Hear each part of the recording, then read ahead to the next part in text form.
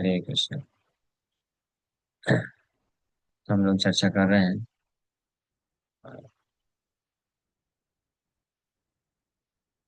Chapter of devotion, chapter next chapter, chapter 10, techniques of hearing and remembering. ये बहुत महत्वपूर्ण अध्याय है। इसमें श्रवण और स्मरण का विधि बताया जा रहा है। सबसे पहले हियरिंग, हियरिंग के बारे में, फिर expecting the lord's mercy, remembrance, meditation, और देन ये चार पांच चीजें इस अध्याय में। So hearing, at the beginning of Krishna consciousness and devotional service is hearing, in Sanskrit called Shravanam. All people should be given the chance to come and join devotional parties so that they may hear. This hearing is very important for progressing in Krishna consciousness. One who links his ears to the transcendental vibrations through oral reception quickly becomes purified and cleansed in the heart. Lord Chaitanya has affirmed that this hearing is very important. It cleanses the heart of the contaminated soul so that he becomes quickly qualified to enter into devotional service and understand Krishna consciousness. So Krishna भावनामृत या भगवान कृष्ण की भक्ति का प्रारंभ होता है श्रवण के माध्यम से। इसलिए श्रवण इतना पावरफुल है कि अगर किसी को केवल श्रवण का मौका दिया जाए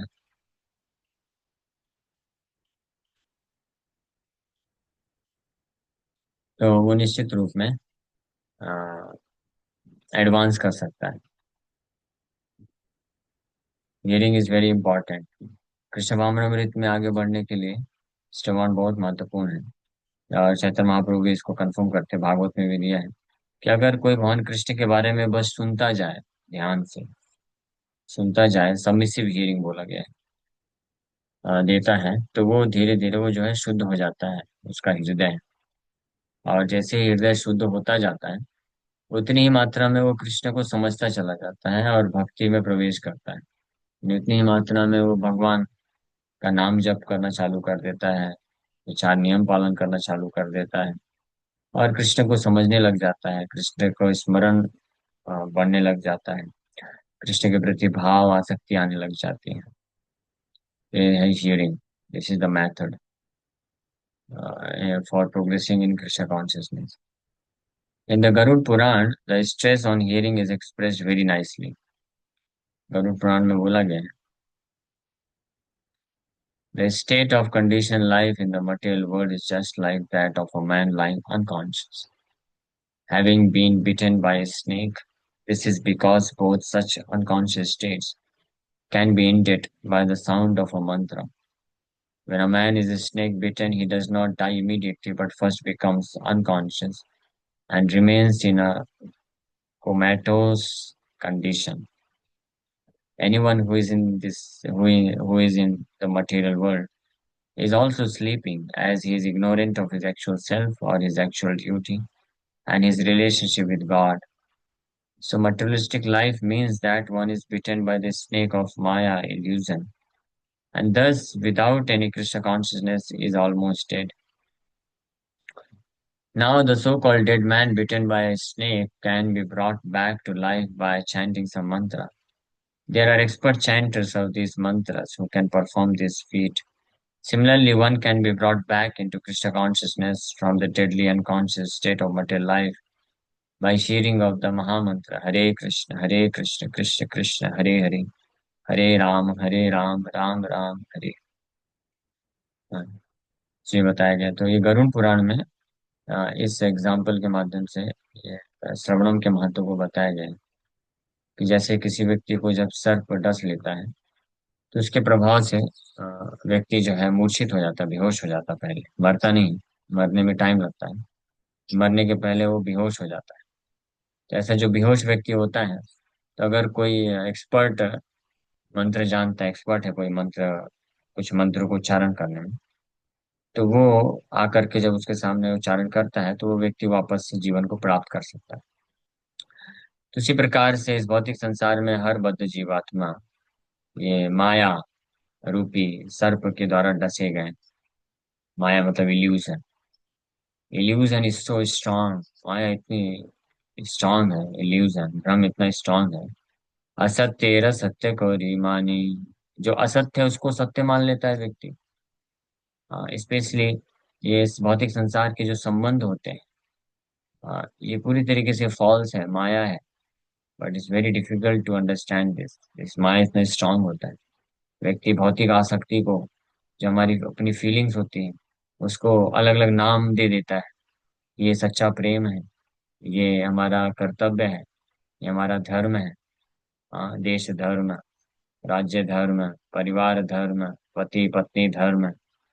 और अभी तो ये सब बहुत हो गया है, गर्लफ्रेंड बॉयफ्रेंड धर्म, लव प्रेम, देश प्रेम, मातृ प्रेम, भूमि प्रेम, समाज प्रेम, भाई बंधु, पति पत्नी, माँ बाप प्रेम, और ये फाइनली गर्लफ्रेंड बॉयफ्रेंड प्रेम। तो ये इतना बड़ा इल्यूजन है, भ्रम है, लेकिन इसको कोई समझ नहीं पाता है। क्यों? क्योंकि ये माया रूपी सर्प के द्वारा जो व्यक्ति डसा रहता है। तो ऐसे व्यक्ति को, ऐसे बद्ध जीवात्मा को इस माया से निकाला जा सकता है अगर कोई व्यक्ति हरिनाम हरे कृष्ण महामंत्र को बड़े ध्यान से सुनता जाए। इस श्रवणम का महत्व है। हरिनाम को और हरि कथा को अगर कोई ध्यान से सुनता जाएगा तो ये धीरे धीरे इस माया रूपी जो सर्प के विष से व्यक्ति मुक्त हो जाएगा, समझ जाएगा कि nothing in this material world is means actual relationship. वास्तविक संबंध इस भौतिक संसार में कोई है ही नहीं। मेरा किसी से कोई कनेक्शन नहीं है वास्तव में। ये कनेक्शन जस्ट फील होता है।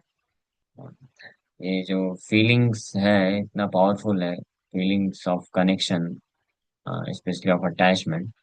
भक्त लोग भी भ्रमित हो जाते हैं, उस पर विचार नहीं कर पाते हैं। बाद में जब उनको कुछ बताया जाता है तब आंखें खुलती है, हाँ ऐसा तो हमने सोचा ही नहीं। मुझे तो जस्ट लगा कि मुझे एक कनेक्शन फील हो रहा था वो जी, मुझे कनेक्शन फील हो रहा था। एक भक्त मेरे को ऐसे बोल रहा था कि मुझे जब मैं पहली बार उसको देखा तो मुझे ऐसा कनेक्शन फील हो रहा था। कुछ तो ऐसा लग रहा था कि हमारा जन्मों जन्मों का साथ है, हम एक दूसरे के लिए बने। ये सब जो बातें व्यक्ति करता है, ये पूरी तरीके से इल्यूजरी कॉन्सेप्ट। इल्यूजन में जा करके ये सब, इसको सरल भाषा में बकवास बोलते हैं। ये सब करने लग जाता है, लेकिन वो बहुत सीरियस होता है। सामने वाले को बकवास लगता है लेकिन वो बहुत सीरियस होता है। वो समझ नहीं पाता है।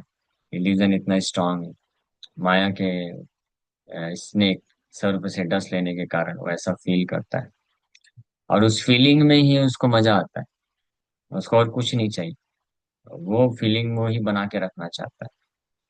मतलब लोग इतने माया में हो चले जाते हैं कि इल्यूजन में, माया में रहने मात्र से ही सुख का अनुभूति करते हैं। Actual there is no actual happiness.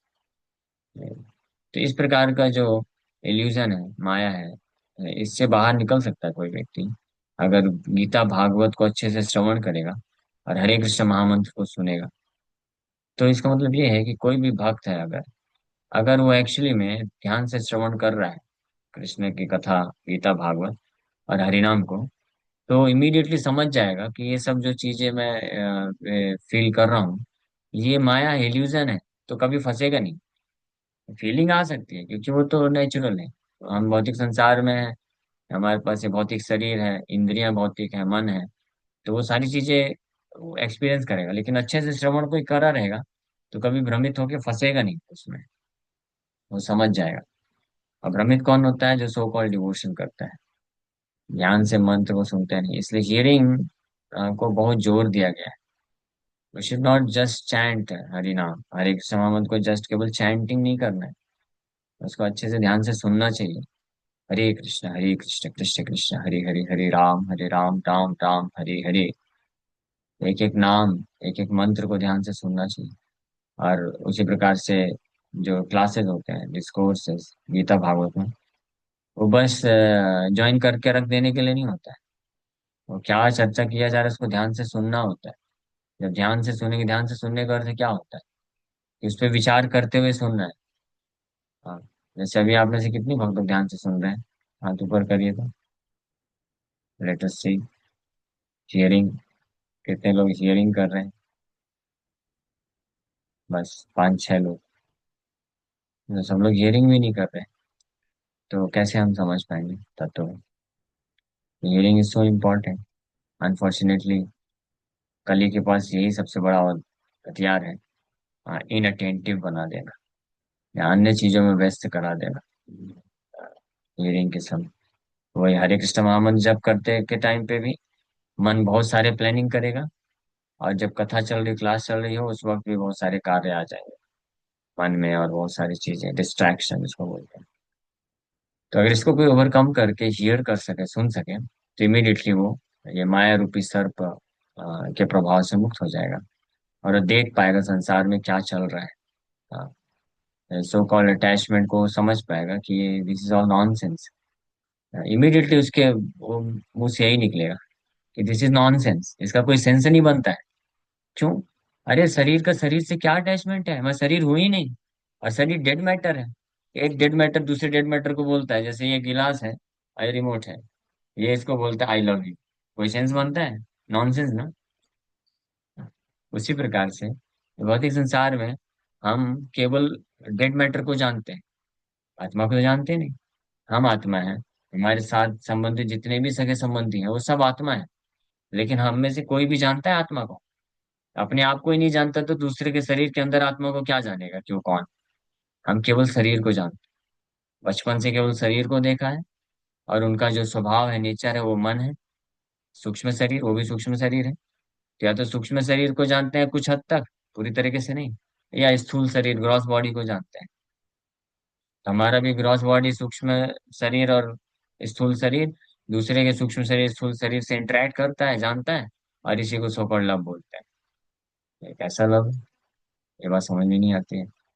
कैसे समझ आएगी? जो ध्यान से सुनेगा वो समझ सकता है, ये कठिन नहीं है एक्चुअली में। इसके लिए बहुत ज्यादा बुद्धि की आवश्यकता नहीं है। Simple knowledge is sufficient that I am not this body. Illusion is so strong, specially अगर यंगर जनरेशन की बात करें, तो वो तो कई बार इससे फंस जाते हैं, इतना इल्यूजन स्ट्रांग होता है। 1-2 दिन में सोचने लग जाते हैं लव हो गया, प्रेम हो गया। एक ऐसा प्रेम हो गया आपका इमीडिएटली, आपने बात भी नहीं किया अभी अच्छे से, मिले भी नहीं, जानते भी नहीं उनको कौन है, और आप बोलते हो मेरा कनेक्शन है जन्मों जन्मों का, वो मेरे लिए बनी है, मैं उनके लिए बना हूँ। ये सब कितना नॉनसेंस है ना। थोड़ा इसके लिए भक्ति की जो आवश्यकता नहीं है। बाहर भी भौतिक संसार में भी कोई व्यक्ति जो भक्त नहीं है, उसको भी बताएंगे ना तो वो भी बोलेगा कैसा मूर्ख है। 4 दिन बात किया और बोलता है कि वो मेरे लिए है, मैं उसके लिए हूँ, और प्रेम प्रेम की बातें करता है। हाँ। समझ जाएगा ना कोई भी व्यक्ति।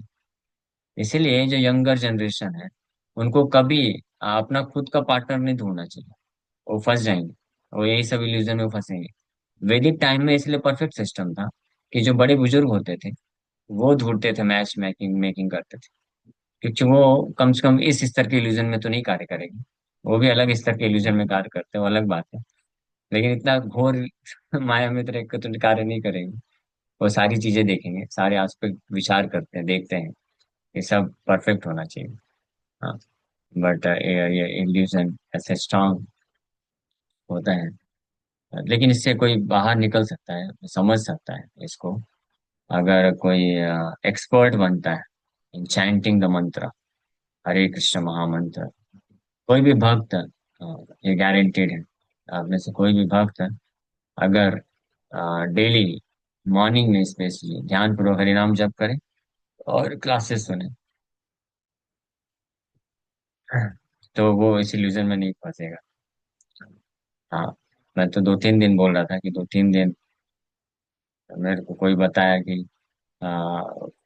1 सेकंड सफिशियंट था। 1 सेकंड में, हाँ, means this is too much. In 1 second how can somebody go deep into illusion? But that is what is my is so powerful. But now you understand. So why still you should maintain the illusion. अभी वो illusion maintain क्यों करना? हाँ, pure lust. अरे बाबा, pure lust pure कैसे हो सकता है? Impure lust, not pure. अभी भक्त लोग भी सीख लिए हैं, तो उनको कुछ बताने जाओ तो समझते तो है नहीं, नहीं बोलते हाँ प्रभु जी ये लस्ट ही है, लस्ट ही है। नहीं, प्रूव करो कैसे लस्ट है, you should know. You just don't just accept it. Yes that's true, but you should know. कैसे जानेंगे? जब ध्यान से सुनेंगे तो समझ पाएंगे, और स्पेशली ध्यान से हरिनाम जब करेंगे तो इमीडिएटली समझ पाएंगे, क्योंकि खास डिफरेंस नहीं है। You should be able to C.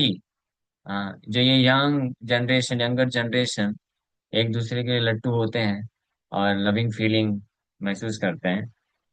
The day when you are able to see that this is no better than a dog getting attracted to a female dog, a pig getting attracted to a female pig, uh, a donkey getting attracted to a female donkey. Similarly, a boy getting attracted to a girl getting attracted to a boy. There is no difference at all. So then you should understand that you understand subject matter. हंस रहे हैं, ये fact है।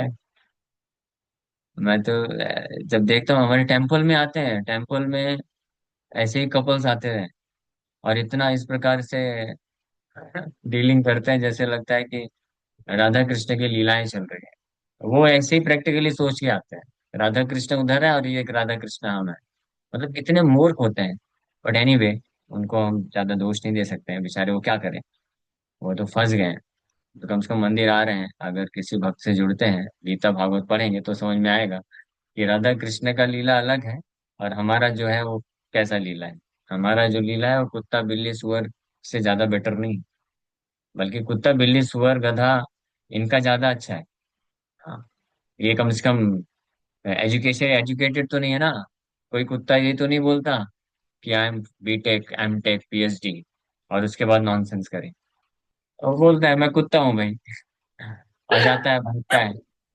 लेकिन यहाँ पे भी ऐसा हो गया है, सो कॉल्ड एजुकेटेड, इतना एजुकेटेड एजुकेशन ले लिया, बीटेक कर लिया, एमटेक कर लिया, पीएचडी कर लिया, और फिर उसके बाद भी वही सारे जानवर की तरह कार्य में लगे रहे। ईटिंग स्लीपिंग मैटिंग डिफेंडिंग, ये चार चीज क्या है?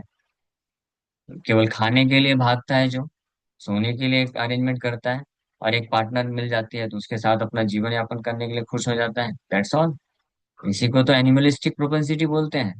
फिर जानवर में मनुष्य में अंतर क्या रह गया? तो इससे अच्छा तो बेट जानवर अच्छा है ना। जानवर तो कम से कम इतना मेहनत तो नहीं किया, इतना पढ़ाई तो नहीं किया, उसको मिल रहा है ईटिंग स्लीपिंग मेटिंग डिफेंडिंग अपने आप मिल रहा है सफिशिएंटली, और खुश है उसमें। एक सुअर होता है बहुत मोटा तगड़ा है, हमेशा पूंछ हिलाता रहता है, क्यों? कोई भी जानवर पूंछ कब हिलाता है?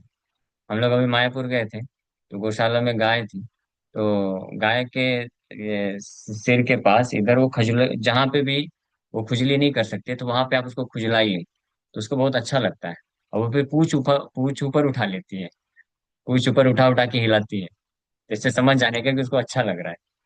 हाँ, संतुष्ट हो रहे हैं। तो सुअर आप देखेंगे प्राय बहुत मोटा ताजा रहता है और पूंछ हिलाते रहता है, क्यों? क्योंकि ये ईटिंग स्लीपिंग मेटिंग डिफेंडिंग करके उसको आनंद मिल रहा है, बिना मेहनत के मिल रहा है ना। तो मनुष्य फिर किस कैटेगरी का है, सोचिए।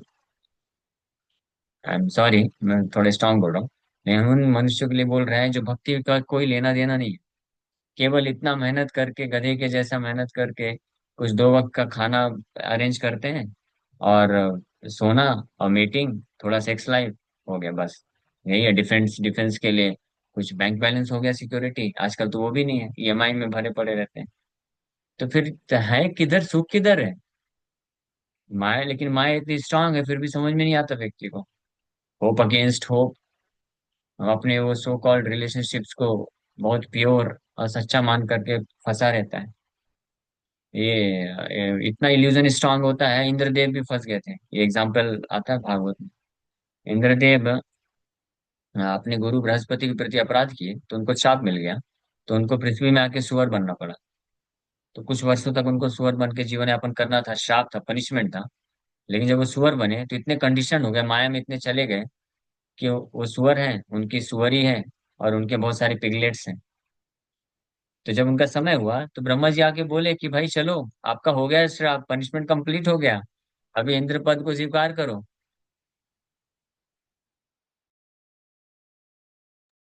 इंटरनेट बुरा मान गया लगता है। तो ब्रह्मा जी बोले इंद्रदेव को कि आपका इंद्र पद स्वीकार करो, आपका हो गया पनिशमेंट। तो इंद्रदेव सुअर के शरीर में थे, बोले नहीं, how can I leave my my believed, she is my real love, ये मेरी पत्नी है, मैं इसको कैसे छोड़ सकता हूँ, मेरे छोटे छोटे नन्हे मुन्ने प्यारे बच्चे हैं, मैं इनको कैसे छोड़ के जा सकता हूँ, ये मेरे को कितना प्रेम करती है, और ये बच्चे मेरे को कितना प्रेम करते हैं, मैं इनको कितना प्रेम करता हूँ, हम एक दूसरे के बिना नहीं रह सकते हैं। हाँ, ये सब नॉनसेंस चालू हो गए, जैसे आज के समय में बोलते हैं, फिल्म में आपने सुना होगा। ये सबसे बड़ा जो कल्प्रिट है मूवीज है। मूवीज में जो दिखाया जाता है सब इल्यूजन दिखाया जाता है, सच्चे प्रेम की कभी हार नहीं होती, देखो सच्चा प्रेम जीत गया अंत में जाकर के। हाँ, वो सच्चा प्रेम नहीं जीता है, माया जीत गई है। सच्चा लस्ट जीत गया अंत में जाकर के, माया ने हरा दिया बाकी सबको। माया इतनी पावरफुल है, वैष्णवों को हरा देती है, वैष्णव हार जाते हैं। हाँ, वैष्णव तो कभी हार नहीं सकते, लेकिन जो वैष्णव प्रयास करते हैं किसी को माया से निकालने के लिए, इतने सारे प्रवचन, इतना पर्सनल गाइडेंस सब एक साइड हो जाता है जब ये सो कॉल्ड सच्चा प्रेम सामने आ जाता है।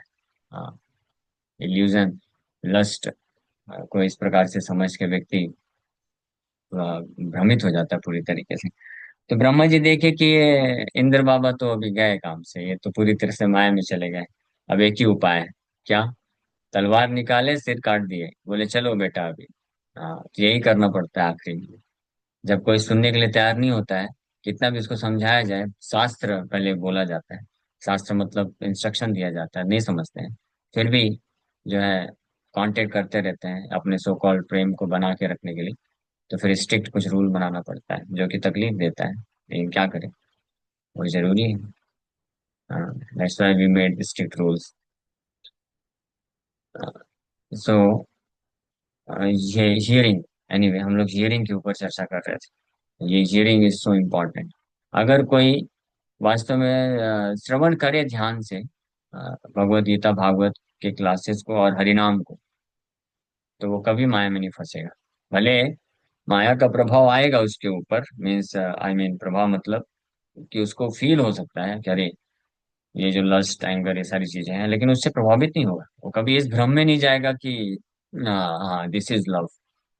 वो समझ जाएगा ये जो अटैचमेंट है, एंड ये attachment, all this attachments are born of lust and I must give it up by any means, even if I feel like not giving up।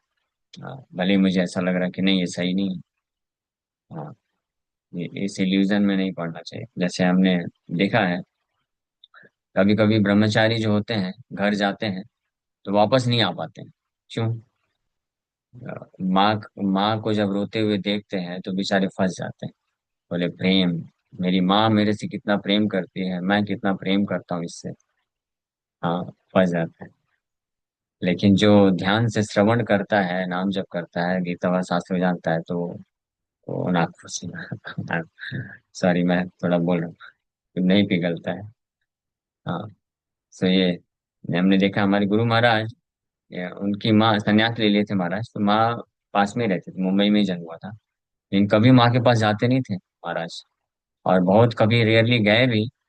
हाँ, तो अपने एक शिष्य को साथ में लेके जाते थे, ब्रह्मचारी, और जस्ट मिल करके 2 मिनट के अंदर वहां से भाग के आ जाते थे।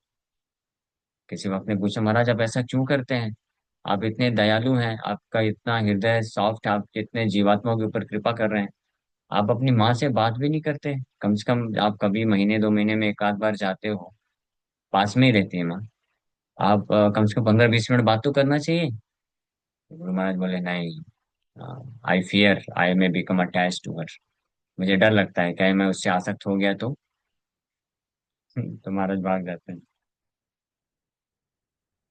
तो एनीवे, बट ये समझने वाली बात है, ये सबके लिए नहीं है, स्पेशली जो ब्रह्मचारी सन्यासी है वो लोग माँ से भी बच के रहना चाहिए, लेकिन बाकी सबको माया से तो बच के रहना ही चाहिए। माया से तो सबको बच के रहना चाहिए। अननेसेसरी उसमें फंसना नहीं चाहिए, नहीं तो पूरा एक और मनुष्य जीवन गया, व्यर्थ चला गया। ऐसे ही अनेकों अनेकों मनुष्य जीवन ऐसे ही हमारे व्यर्थ गए। प्रोसेस बहुत सरल है, कोई कठिन नहीं है। विदाउट अटैचमेंट, भौतिक संसार में बिना किसी आसक्ति रखे हुए अगर कोई व्यक्ति भगवान के नाम का जप करता चला जाए, बस जीवन भर आचार नियम पालन करता चला जाए, हृदय में आसक्ति ना रखे भौतिक संसार के प्रति, तो निश्चित रूप में इसी जन्म में बहुत धाम जाएगा। तो लेकिन ये क्यों नहीं हो पा रहा है? सरल है ये तो इसलिए नहीं हो पा रहा है क्योंकि हम हर जन्म में आके यही ना कुछ आसक्ति में फंस जाते हैं और उससे निकल नहीं पाते हैं। तो जो लोग गंभीर होते हैं कि दिस लाइफ लास्ट लाइफ, ये जीवन अंतिम जीवन करना है, इसी जन्म में भगवत धाम जाना है, तो वो हर ऐसे जगह, हर ऐसी परिस्थिति जहाँ पे वो भौतिक आसक्ति में फंस सकता है, उसको वो त्याग देता है, उससे बच के रहता है। ठीक है, नहीं समय हो गया। तो यहाँ ये श्रवणम का महत्व हम लोग चर्चा कर रहे थे। श्रवण अगर ध्यान से करेंगे तो भौतिक आसक्ति अगर कुछ आएगी भी तो हम उसको ओवरकम कर पाएंगे, ये मंत्र श्रवण के माध्यम से। Thank you very much. Hare Krishna. किसी वक्त का कोई प्रश्न है क्या? पूछ सकते हैं।